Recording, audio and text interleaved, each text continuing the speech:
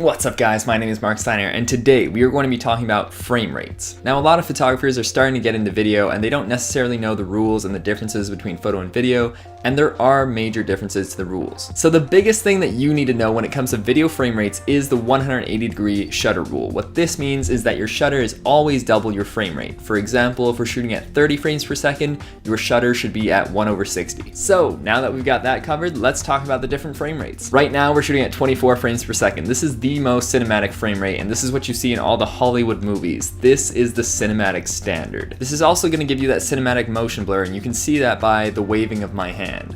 Now we're shooting at 30 frames per second. This is the standard for pretty much anything on planet Earth. This is what you see on TV, this is what you see on YouTube, this is what your phone shoots, this is what the standard, the universal standard is. And you can start to see a little bit of a motion blur difference at 30 frames per second.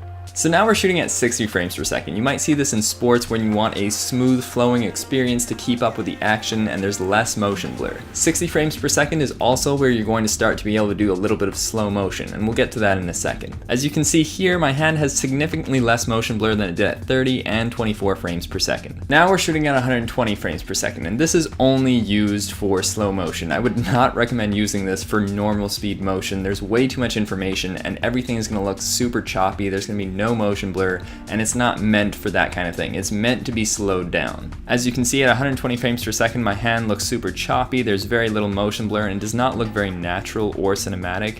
But when we slow it down, which I'll get to in a second, it looks significantly better. Here's a little side-by-side comparison of the different frame rates. So now we're back to shooting 24 frames per second, but I want to talk about slow motion. So with frame rates of 60 FPS or higher, you're able to start doing some slow motion. This is where you have to start to figure out what frame rate you want your timeline to be, because this is going to affect how slow your slow motion actually is. Take 120 FPS for example. If I put this on a 30 FPS timeline, it's going to give me 4 times slow motion. But if I put it on 24 frames per second timeline, it's going to give me 5 times slow motion, and it's going to give me that beautiful cinematic motion blur. Alright guys, that's it from me. Let me know in the comment section down below if this video helped you grasp timelines a little bit better. Feel free to like and subscribe. Be sure to follow me on Instagram. I know that you will not regret it. My name has been Marc Steiner, and I will see you